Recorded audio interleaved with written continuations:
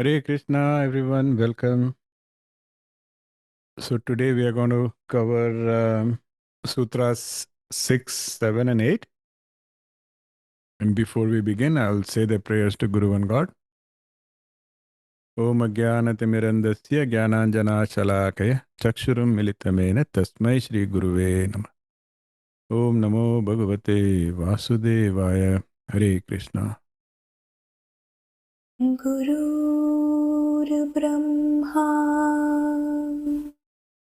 गुरुर्विष्णु गुरुर्देवो महेश्वरः गुरुर्साक्षात् परब्रह्मा तस्मै श्री गुरुवे नमः। तस्मै श्री गुरुवे नमः। तस्मै श्री गुरुवे नमः। Welcome, everyone. Let's start. So, as I mentioned, today we'll do Sutras 6, 7, and 8. So I'll start with Sutra 6. As always, I will recite and you can try to recite if you feel like. Yagyatva matho bhavati stabdho bhavati atmaramo bhavati. Nyatva means having known. Matha means intoxicated. Bhavati means becomes. Stabdha means stunned. Atmaramo is self-satisfied. So the translation is, having known which, one becomes intoxicated, silent, and takes delight in the Atman. So when we say having known which, that which is the kind of devotion we are talking about, the para bhakti. So as I mentioned, here is where Naraji is giving an idea of how that devotion feels and what are the side effects or what are the intangible benefits. So what is this state of being actually feel like? Narad Muni is giving us a glimpse. So let us try to unpack this. He speaks about three key experiences. The first experience, he says, Matho Bhavati, that is divine intoxication. There is a difference in the scriptures given between sacred joy and mundane joy. Like the joy that we feel in day-to-day material life, that is different. And the joy that we achieve through the divine, that is different. So here Naraji is describing the divine realization. He's saying devotee becomes matha, intoxicated. I hope you all remember the teachings of Sri Krishna where he made a differentiation between Shreya and Preya. Where Shreya was lasting, aligned with Sat, and Preya was temporary and aligned with Asat. You remember, right?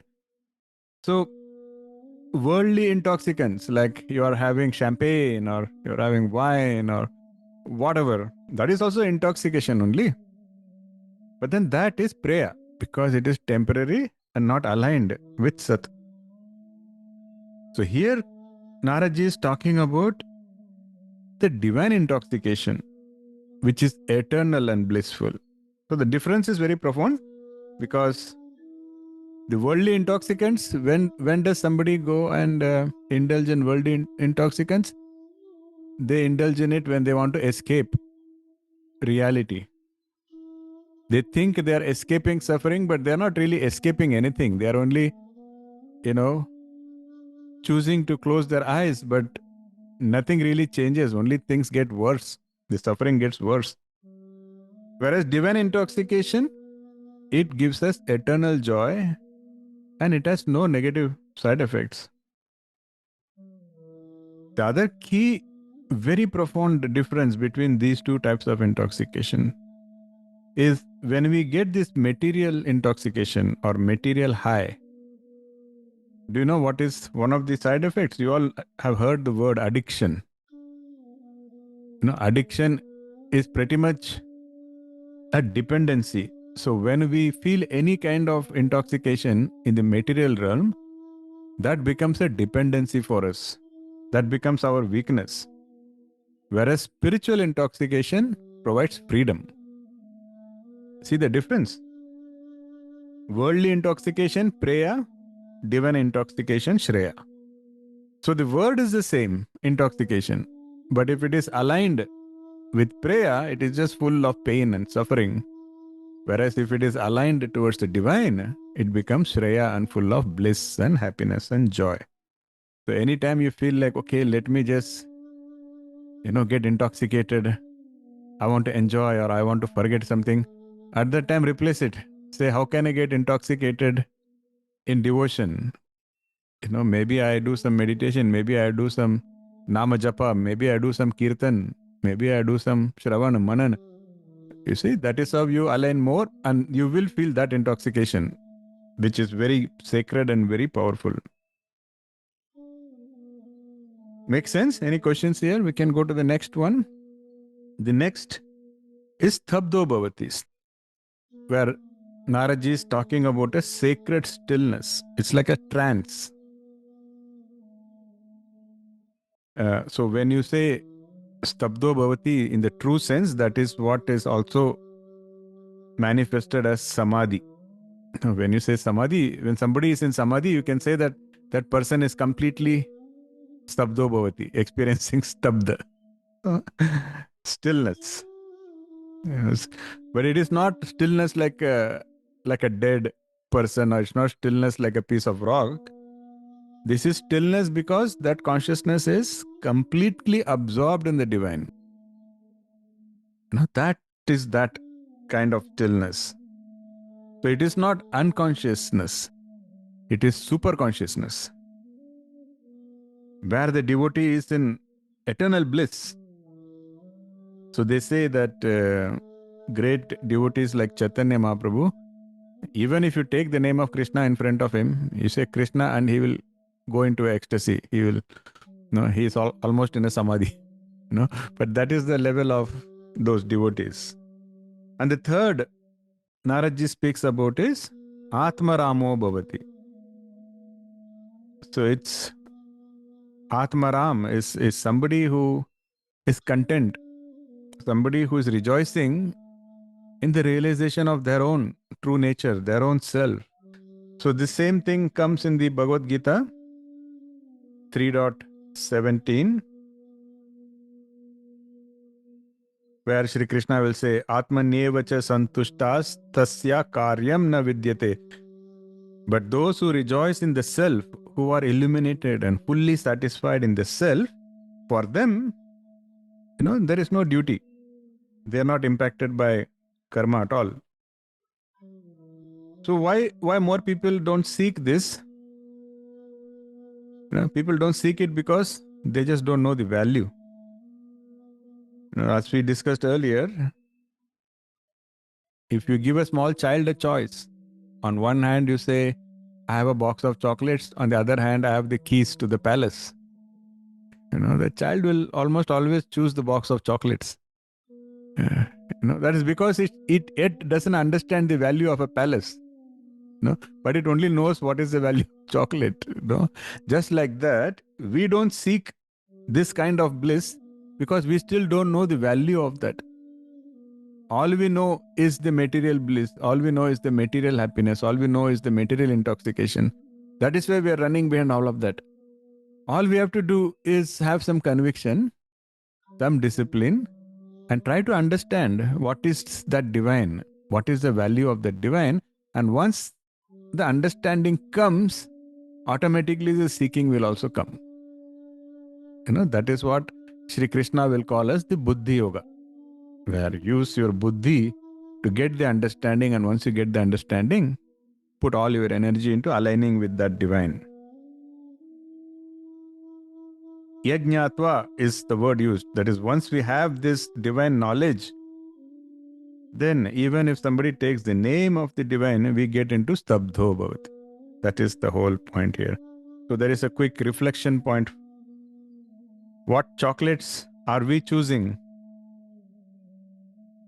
as opposed to the keys to the divine kingdom, the divine palace? What are we prioritizing more? Are we prioritizing, parties? Are we prioritizing, some social events? Are we prioritizing, oh no, let me first, I want to work, I want to get that big car, then I want to get the big house, and then I will think about spirituality.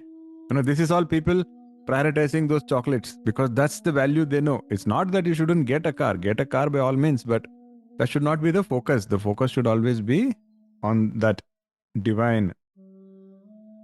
So the question is, once we understand the value of the keys to the palace, will we still choose chocolates? I hope not.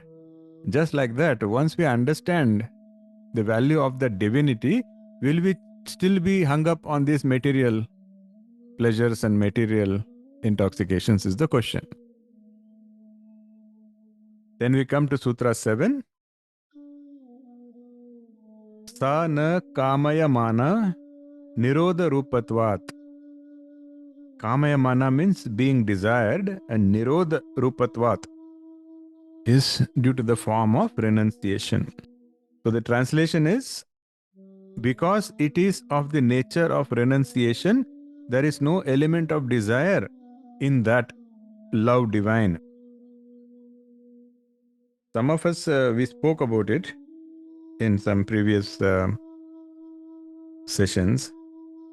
Does anybody remember the difference between love and lust? No? I don't remember? Okay, Sandeep ji has something. Yes, Sandeep ji? Lust is with attachment. It comes with attachment and expectation. Love is without that. Okay, that's the technically correct answer only. Anybody wants to add anything more? Sulata ji, you are trying to say something, I think? Yeah, same thing, Guruji. Lust is, which is greed, and it makes you think of how I can be happy. And divine love is about giving, all giving. How can I make God be, please God, and do something? Thank you. Very nice. Very nice. Yeah. So I'm not even asking about divine love. Even in material world, this is the difference between love and lust. People think lust means it is sexual, but that is not the technical differentiation. The problem is not with anything physical or sexual. There is no problem there. The problem is the mindset, the bhava. If the bhava is, what can I get? How can I be happy? How can the other person make me happy? That makes it lust. But if the bhava is always how I can give happiness, how I can make the other person happy, then that is love. So as Sandeep ji was also saying, attachment, expectations, we can also say, it is desire, it is selfishness, that makes it lust. That's the difference. Now, if you look at the Bhagavad Gita, Shri Krishna will call out lust as being a problem. You will never see any script, any sloka that says love is a problem. In fact, you will not even find a statement that says sex is a problem, but you will always find a statement that says lust is a problem, because, that is what causes all kinds of tensions and stress and all of that. That is why Narad ji is saying, because divine love is of the nature of renunciation. Renunciation means there is no attachment. Because of that, that is divine love. Because then there is no selfishness there is no desire there. See, these are all theories, they sound beautiful, but we will have to practice it little by little in our everyday lives. That is how we can actually, realize the power behind these teachings. Sometimes it can be your siblings, it can be your own parents, it can be your friend, your boyfriend, girlfriend, your animal friend, doesn't matter. But whenever you think you feel love, you have to ask yourself, am I in a mindset of attachment? Am I in a mindset of expectation? Or am I in a mindset of how can I make the other person happy? That is why there was this one satsang I was attending. I'm just telling you because this memory just came to me. And it was by one renowned spiritual teacher. And it was a small satsang, but the topic was this. And that Acharya was asking us, so what kind of person would you not want to love? Or in other words, what kind of person actually it started like this, and he wanted to eventually drive home the point that it's not the other person that matters, it is our intent that matters. So he was trying to start with a funny statement or a question and then ask why, and then people will say because that causes pain or that causes disappointment. Like that, he wanted to keep digging, and eventually he wanted us to realize that, okay, at the end of the day, is it the other person that mattered or caused the pain, or was it our intent? But so and for me, like I'm very thoughtful about this topic as a whole. So he was like, how come you are very silent? So what kind of person would you avoid? And I said, so I was telling, I think the kind of person I would avoid is a resentful person. Because, you know, that is like initially everything will feel nice, but that person, if you get happiness for 10 minutes, but then if you don't, provide what they are expecting, then it is a life full of resentment and life full of pain. And yeah, so of course, and then the Acharya went on to say that, what is more important is that you don't get into a mindset of resentment, because if the other person is resentful, you can walk away. But if you are resentful, how can you walk away from your own resentment?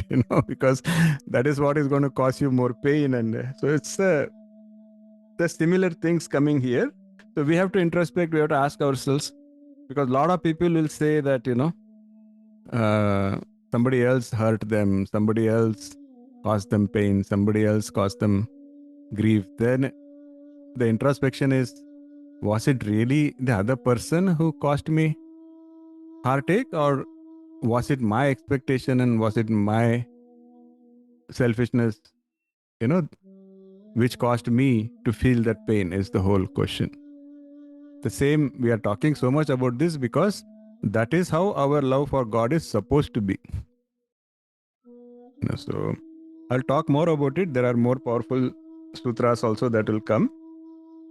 But Narada Muni is clarifying that he's saying love is not a transaction. Love is a total offering. Like the other day I was talking to one of our members, and we spoke about this topic a little bit. Premananji Maharaj, I attended one of his satsang sessions, and there was this lady in some sampradayas, they have an initiation. I won't call it a ceremony. An initiation, there is a process for that. And there is a more advanced thing called a Sharanagati, which not everybody does. Sharanagati is for a very selected few people. It is a one-on-one relationship with the Guru, and you do a Sharanagati, and that is also a so Guru will give you a Sharanagati mantra also. It all depends on which sampradaya. Every sampradaya has their own ways. But then this lady was sitting there in the satsang, and she was asking Premananji. She was saying, गुरुजी मैंने तो शरणागति मंत्र भी ले लिया है, मतलब I have done शरणागति, बट मेरा मन फिर भी अशांत रहता है. Like my mind is still not शांत, my mind is still disturbed, then before she can say anything more, Premananji smiles at her and he says, मेरा मन, मतलब आपने क्या शरणा, what did you surrender? you know अगर आपने, if you have actually surrendered, then how can it be your mind now? It is like I have given my house to you, आपके नाम पे register हो गया घर, Now when I look at that house, I cannot now say it is my house because I've already given it. And if I still say it is my house, that means I never gave it. Just like that, Premananji will say, कि the moment you say मेरा मन, that means आपने क्या शरणागत किया? What did you surrender? No, my body, my mind, my this, my that, but that my is still there, na? इसके लिए many times when the great saints, when they talk about divine love, they will always say, mind, body, and soul, they have to be surrendered. Only then it is surrender. And that is the same thing Narad is saying here. He's saying it is not a transaction. It is surrender means you cannot say what will I get back because there is no more I. You have given everything. Of course, this is the highest state. This is not child's play. None of us can reach that state like easily. It's going to take like years and years of tapas and years of sadhana. But eventually that is the state we should reach of real, genuine surrender. That is when you can say that I have absolutely no expectations because there is no I. If there is no I, how can there be expectations? Because expectation is always a function of I. I expect something. But if there is no I, automatically there is no expectation. So what is the impediment for this? That is what earlier we saw in Sutra 5. Desires. Desires distract the mind. Desires prevent us from focusing on divine love. And as you all know, desires can never be fulfilled. Can never satisfy desires. So that is what we need to understand and we need to walk away from that. So Naraji says, so this love is selfless. We are not thinking about what we can get, but what we can give. The focus shifts from how I can be happy to how I can serve and make the divine happy. So conditional devotion, there is a warning given. We have to be very careful. And this is a very important lesson for all of us. Be it the Guru or be it the God. Make sure that your relationship or your love is not based on them fulfilling your wishes.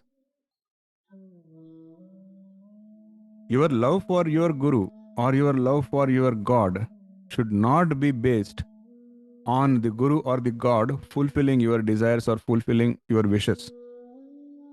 Because what happens when you get something, when something seems to be fulfilled, then you feel devoted, then you feel your love is growing. But what happens if something does not get fulfilled? Your desires don't get fulfilled.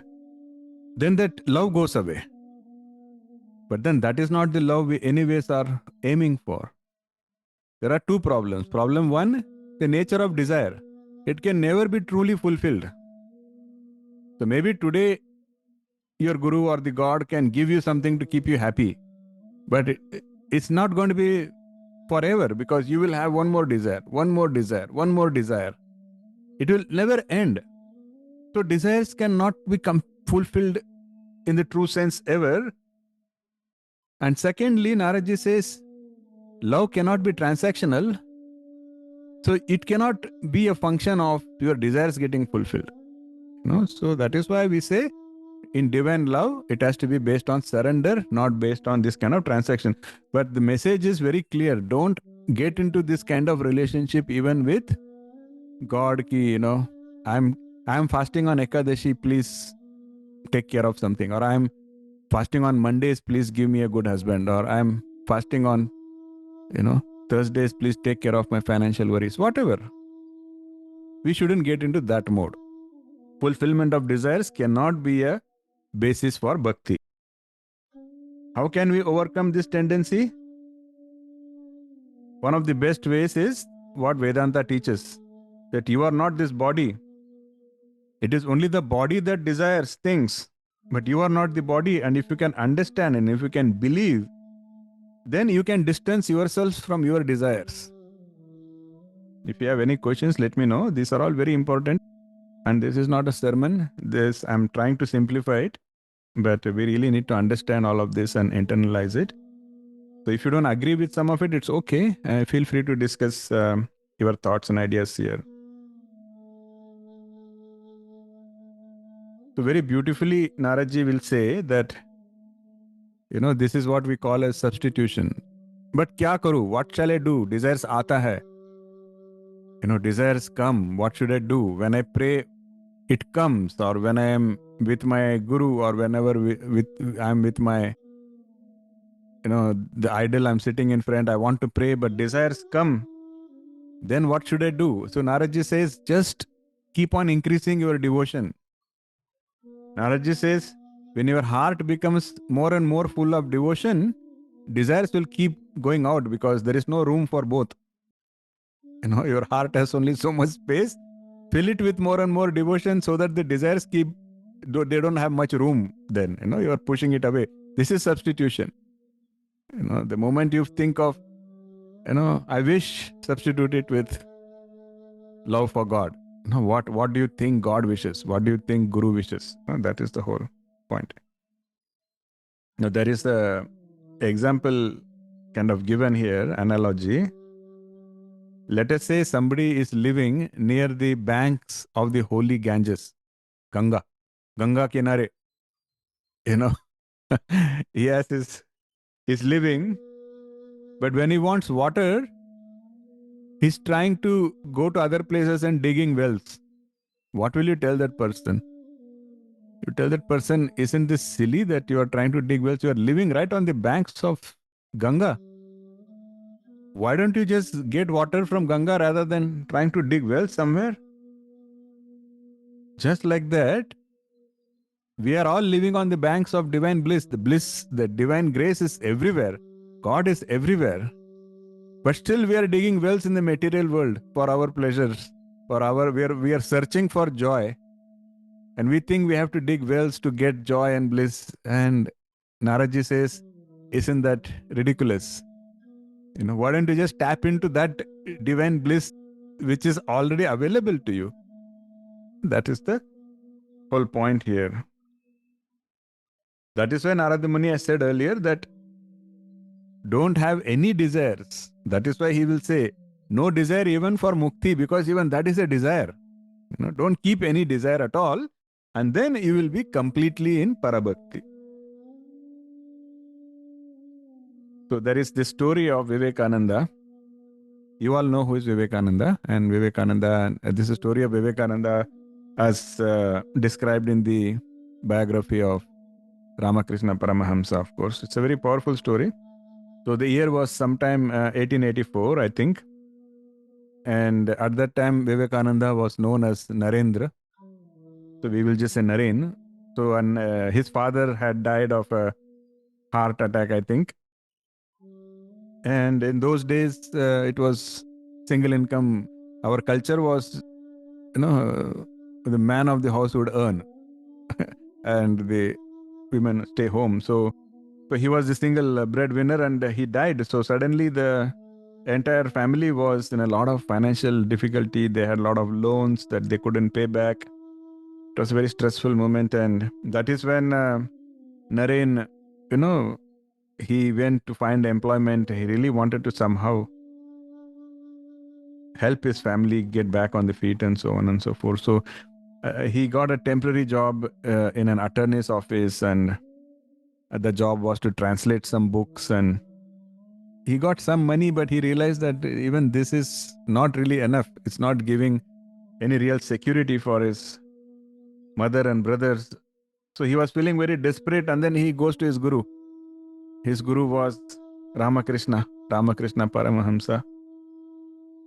And so he tells Ramakrishna, this is my problem, so and so, my father has died and we are in so much financial trouble, what should I do? And so Ramakrishna tells him, go to the Devi. There is a Devi temple nearby. He says, go to the Devi and pray to her. Accept the mother and pray for her help. He says, today is Tuesday, it's a very sacred day, so go to the temple tonight only and pray to the mother, and then whatever you ask, she will give you. So Ramakrishna sends him to the temple, and Naren goes there. But when he is in front of Devi, a kind of bliss, he feels a kind of bliss. And he felt as if the mother Devi was looking at him. He felt as if she was actually looking at him. He felt so overwhelmed and he was feeling so blissful, and so he prays to her, bows down to her, and he says, "Oh mother, grant me viveka, grant me vairagya, grant me jnana." He's doing all of that. Uh, and then he goes back, and then Ramakrishna tells him, "Did you ask mother to help you? Did you tell her you need money? Did you tell her your family is in trouble?" And Naren is stunned. Naren says, "Sorry, Guruji, I totally forgot. I totally forgot that I had gone to ask for money." And Ramakrishna says, "Silly boy, you can't remember one simple thing? Just go back again and then tell mother what you want and be quick." And then Ramakrishna sends him again and again. They say that Ramakrishna sent him 3 times to the temple, and each time the same thing happened. He will enter the temple, he will look at mother, he will feel blissful, he will feel joy, he will feel love, and he will just totally forget that he had come there with a material, need. But the third time, apparently, he tried to remember that he had come to ask for material help, but he just felt a deep sense of shame. What kind of shame it was? The shame was, what am I trying to ask? I'm trying to ask for something so trivial, something so small, compared to the divine love that I could seek, which is so infinitely more, so infinitely large. So he says, it is like the Maharaj is inviting you and asking you, tell me what you need, I'll give you whatever you need. And it is as if somebody is telling him, give me a pumpkin. He says, how would you feel? You would say, Arey, the Maharaj was in front of you. The Maharaj said, ask me anything. You could have asked for a kingdom. You could have asked for gold. You could have asked for diamond. You are asking for a pumpkin? No? So, Vivekananda says, I felt just like that.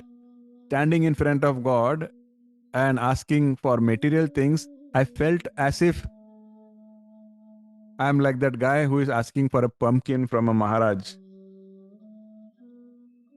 So the essence is, as we come closer to the divine, our hearts will become so full of love that there will be no room for anything else. The other material desires eventually will not even surface, they won't even matter. So, in fact, there is a poem by Ram Prasad that says that even if you get the position of Indra, which is the king of demigods, that would still be nothing compared to getting the gracious, loving glance of Devi. So these are all words of love. Only somebody who has experienced love can appreciate this. People who are intellectualizing, it will take some time. So the reflection point, next time you catch yourself wanting something, I am sure a lot of us have wants. A lot of us pray for fulfill this, fulfill that, I need this, I need that. We should ask ourselves, this whatever wish I have, is it arising from body consciousness or is it arising from divine consciousness? The answer itself will, tell you which way to go. And then ask yourself, how can I transform this want to something more divine, something more profound? Like if you were standing right now in front of Devi herself, let us say Devi manifests herself in front of you, and Devi says, ask me what you want. What would you ask? Would it still be, give me a Tesla? Would you still be, you know, what would it be? That is what we need to introspect, so that when Devi really comes, you are prepared. See, this is what Krishna also says. Remember Antakale. He says, at the Antakale, if you remember me, then you get liberated. But you cannot remember him if all your life you have been remembering or thinking about money or power or fame or whatever. It's not going to happen. You have to prepare. Just like that, assume Devi is in front of you, and if you think you would want to only ask for her love, you have to prepare. You have to visualize that again and again. That is the whole point here. Then let's come to the 8th sutra for today. It says, Nirodastu Loka Veda Vyapara Nyasaha. Nirodha means cessation. Loka is worldly. Veda is Vedic. Vyapara is, you know what is Vyapar. Transactional activities. Nyasaha is renunciation. So this sutra says, this renunciation indeed is in the total giving up of all worldly and religious activities. So he's trying to explain true renunciation. And he's saying that this divine love, bhakti, is Nirodha Rupa. Nirodha Rupa means the nature of renunciation. Renunciation may itself seem very strong. The word, Narad Muni is talking about giving up smaller things for the sake of gaining something bigger. It's okay to be selfish, but direct that selfishness towards the divine is the message here. It's not that, oh, am I supposed to give up everything? No. You are supposed to give up the smaller things so that you can get the bigger, most precious thing. It is like, you're taking a taxi to go to the airport. And once you reach the airport, you don't want to give up your cozy seat in the taxi. But unless you give it up, how can you get the better seat in the plane where you get a better view? If you want that, you have to give up that taxi seat, right? Just like that, Naraji is saying, when you are giving up the small material things, it should be with the mindset that I am giving this up so that I can get something more profound, something more divine. So that way, renunciation won't sound like a very dry, very hard word. So there is two levels of letting go that is explained. One is Loka Vyapara. We get so entangled in worldly affairs. Loka, worldly. And we also get this entanglement, all entangled.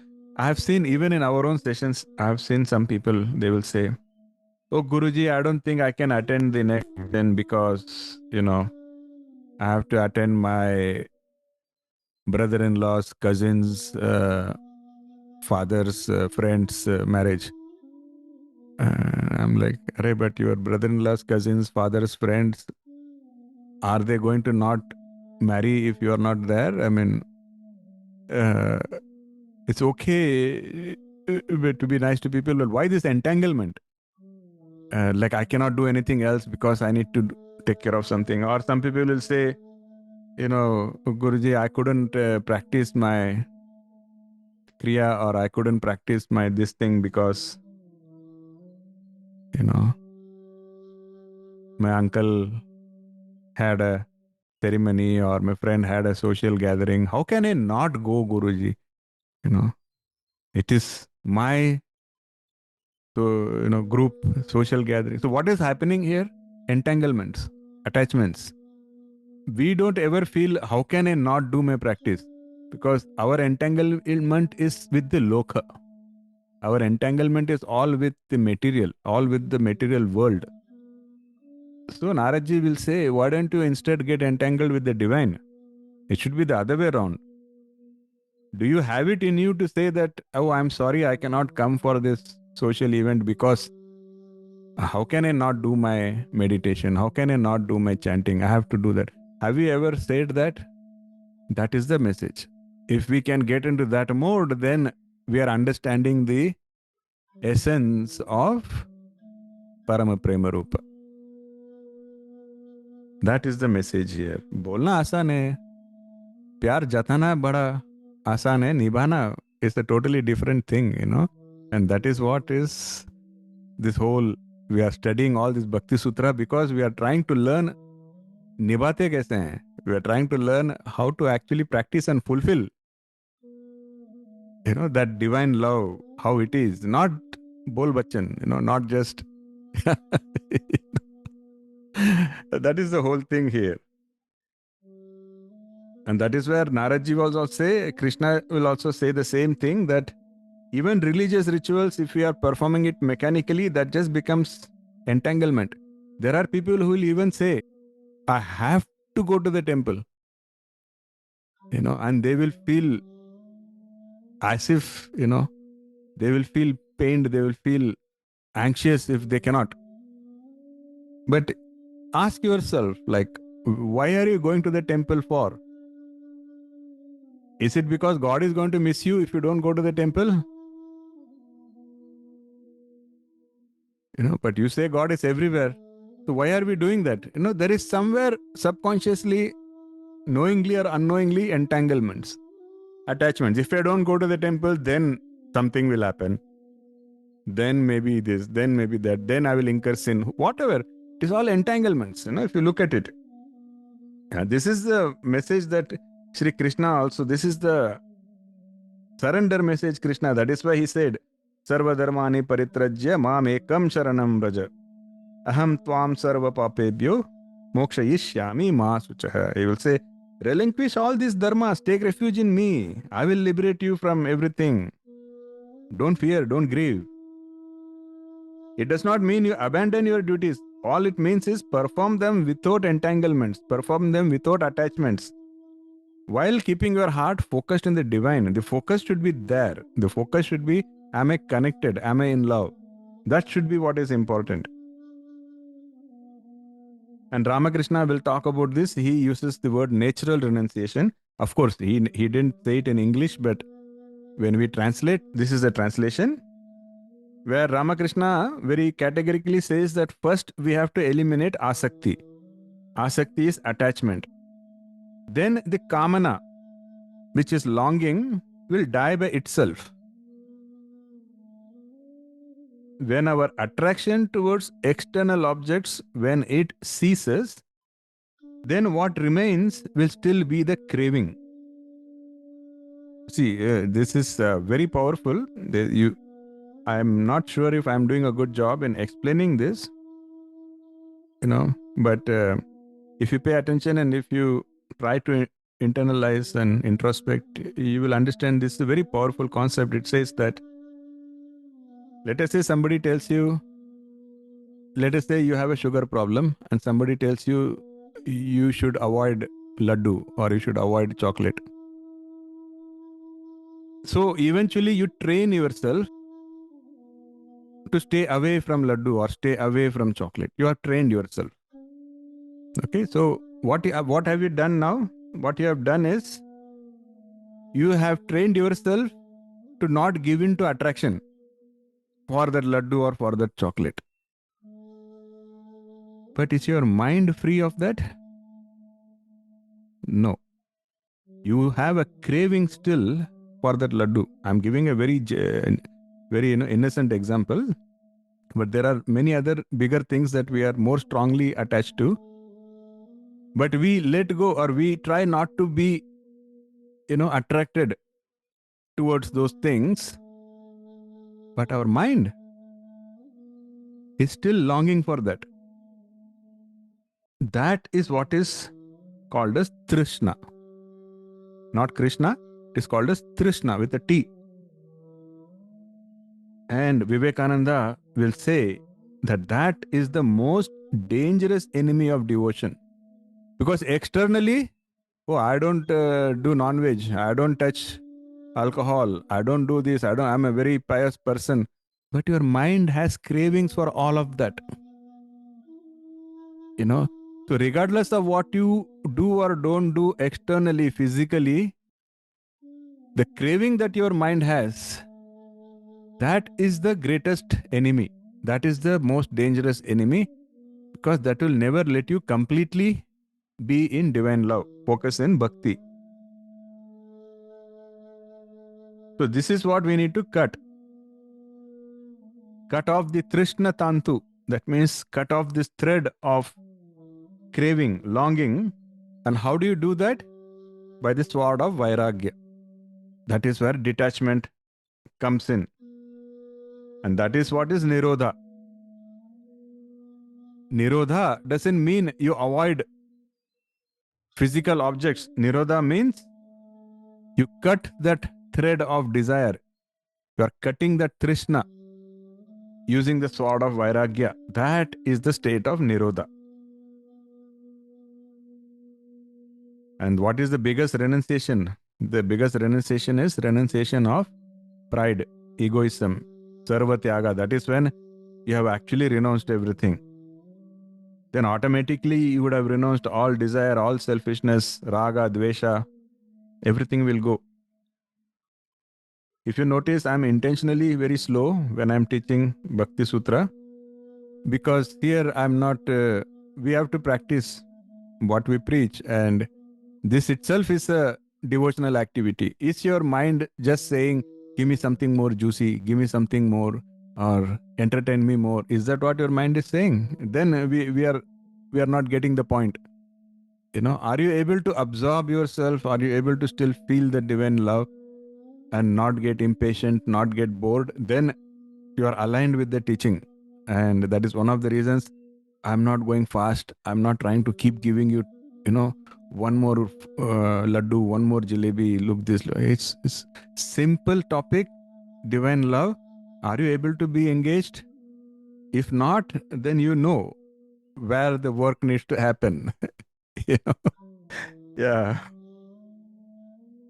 So next time when we pray, see if we are able to pray for Vairagya, if we are able to pray for Viveka, and if you are able to pray for true devotion, if you are able to pray like Vivekananda, where your material worries just disappear and you are only praying for these things, then you are on the right track.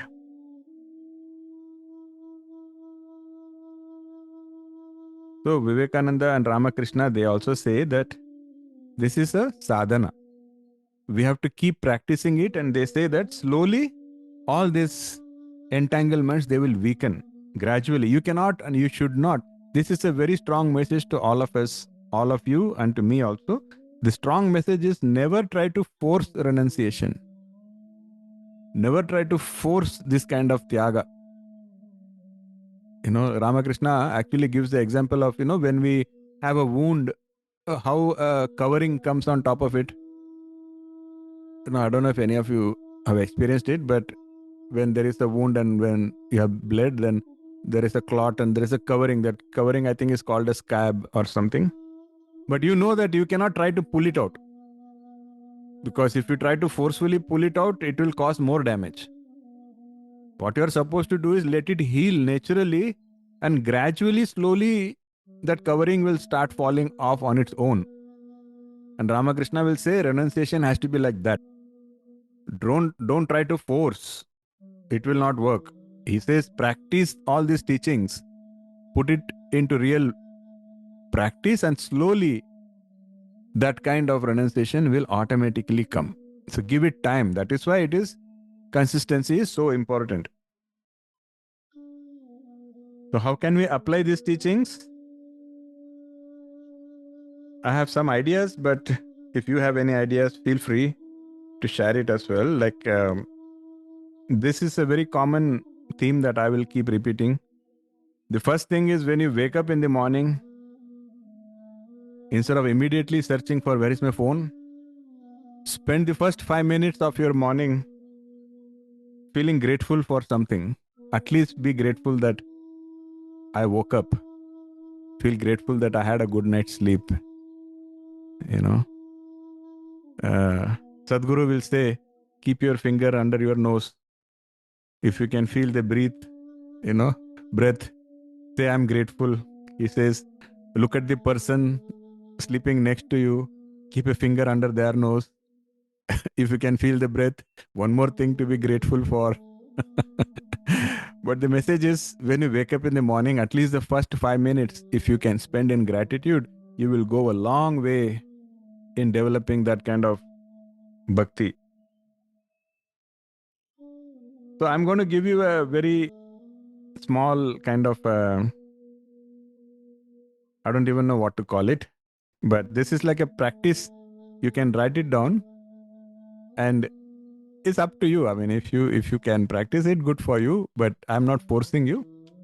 So because in Sutra 5 we spoke about, anybody remembers what we spoke about in Sutra 5?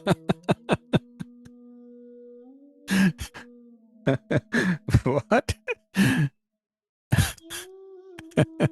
Okay, let's see. Asha ji seems to remember something. Okay. We discussed about the freedom from desires. Excellent. We discussed. Anybody else remembers anything else?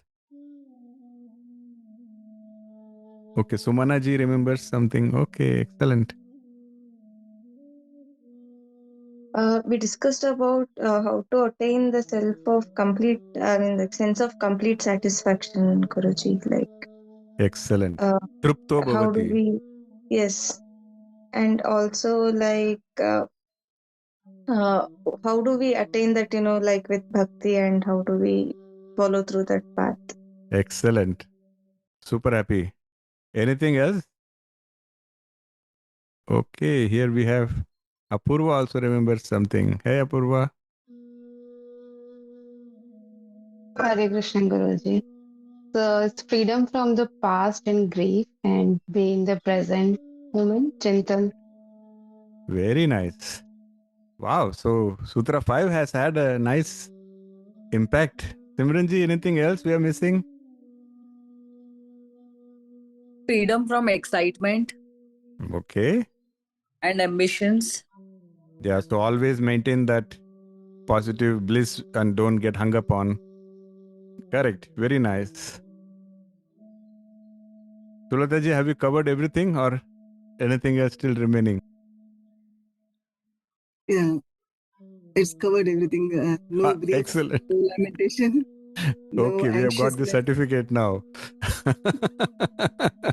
That is Purna. Yeah, so in Sutra 5, we spoke about the 5 freedoms. And so the exercise I'm going to give you is, it's more like a small calendar, or you can mark it in your calendar.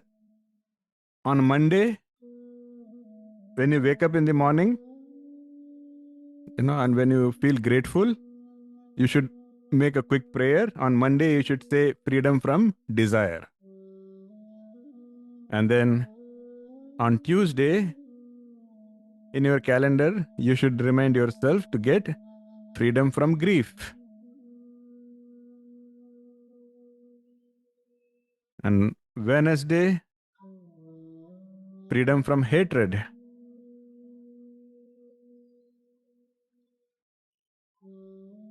And Thursday, freedom from overexcitement.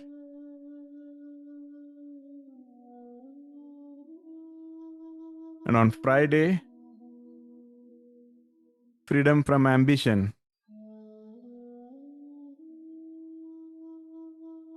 We are talking about material ambitions. And in the weekend, integrate all the 5.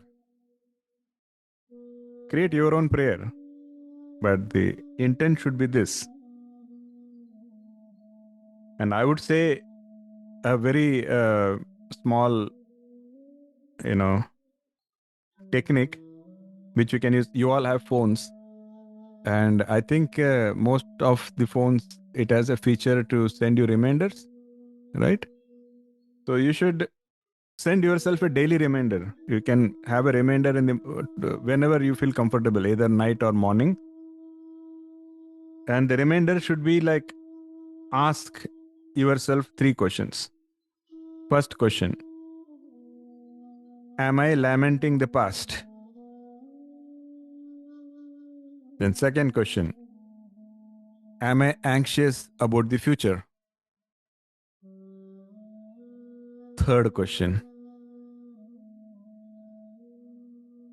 can I instead replace both with just feeling of love and gratitude? It's just a very powerful technique. If you practice it every time, at least once a day, you see the reminder. 3 simple questions to ask. And when you get up in the morning, just 5 minutes of gratitude and a simple prayer, and see how life starts to transform. See, your life transformation doesn't have to be like today you are driving a small car and tomorrow you are suddenly in a big SUV, or today you are looking one way and tomorrow you are going to suddenly look like some. That's not the point. The transformation is an inside job. The inside job is you will feel the transformation within you, and nobody else needs to. You don't need any validation. You know, your family, your friends, they don't have to even say that you have transformed. Not required. Do you feel the transformation is what is important, and you will definitely feel if you follow some of these exercises and techniques. So again, before we wrap up, I will quickly summarize the key takeaways. First, true fulfillment is a state of being that is like Sumanaji said, Trupto Bhavati. That is the true fulfillment. The real intoxication is the divine intoxication, which is aligned with Shreya. And love is supposed to be completely selfless. See, when even in the gopis, people try to, create perverted interpretations of that. The whole essence behind the gopis' love was that it was selfless. It did not matter. Society didn't matter. Personal, things didn't matter. Nothing mattered. And if we can get into that state, that is Parama Prema Rupa. And renunciation has to be a natural process. It should not be forced. And we should always try to center ourselves in the present. Don't get hung up on the past and don't get over anxious about the future. Because past no longer exists and the future is just our imagination and we have no control over it. With that, I can stop talking. Hare Krishna. Thank you so much. Totally grateful to all of you for your continued support and presence. And I can quickly open the floor if you had any comments, questions, or we can wrap up the session. Yes, Sandeep ji. Guruji, I just want to add one more thing to the morning routine. Yes. I just read somewhere that if after we wake up, if we also be grateful to God that He has given one more opportunity to be of service to Him, that would remind us, that would make our day. So Absolutely. that will also bring a bit more positive energy for that day.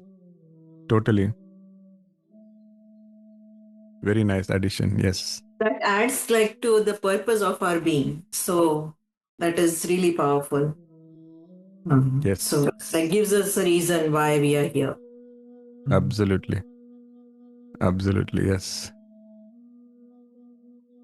What I always feel is the biggest problem is the vast majority of humanity, they only have a theoretical idea of what love is and what bhakti is. And that is the problem. Because when it becomes a realization, everything that we are saying, it will all naturally come. It will all naturally happen. If we really feel love, then the heart will automatically be grateful. The heart will automatically be. That is what Naradji was explaining in the Sutra 5 also, that you will, Tripto Bhavati is a natural outcome. It will all just come. And as long as we are trying to reach that state, that means we are yet not realized. We have yet not felt. That is what is going to take. And I will leave you all with a closing thought. This is probably the most deepest level of introspection that somebody can do. And if your goal is to be a real bhakta, then this is very important. So the deepest introspection, the question is this: Why do you pray to God? Why do you think? How do you define devotion? Like, when do you think you become devotional? If you look at it, there are two ends. On one end, it is delusion. See, how do you define delusion? You define delusion by you are attached to a belief and you are not willing to change it even when presented with evidence. Or you are attached to a belief even when there is no evidence. Why? Like, for example, you will say that, somehow like a particular race or particular caste, they are either superior or inferior. Why? There is no evidence. We cannot really, but you are still attached to that belief, or you may feel like, there are so many things here. Like, we, so that is delusion. But then what is devotion then? We say that you cannot see God, we cannot touch God, you cannot smell God. In other words, there is no real evidence. But you still say God, God, God, God, God. So, how are you sure that it is devotion and not delusion? One very important point. You have to introspect, okay? It's not comfortable. This is the path of the jnani. And it is important that you do that also. Because it's only through jnana that you can cut the cords of delusion. And what is on the other extreme? Desperation. Sometimes you just want somebody. You just want to believe that there is somebody who's going to hold your hands. You want to believe that there is somebody waiting for you. Somebody, you are desperate. So ask yourself, am I delusional or am I desperate? And when you are neither, and if you can still feel the love, that is devotion.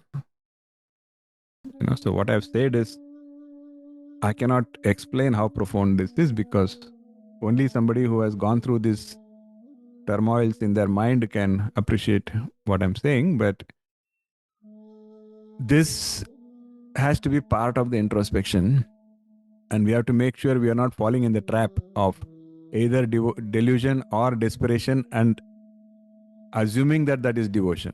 Is all I'm saying. So thank you so much. Hare Krishna. I see that next week looks like Sandeep and Sumana won't be here. You will be good. You were saying, na, kuch to there is some event or No, something? only on weekdays.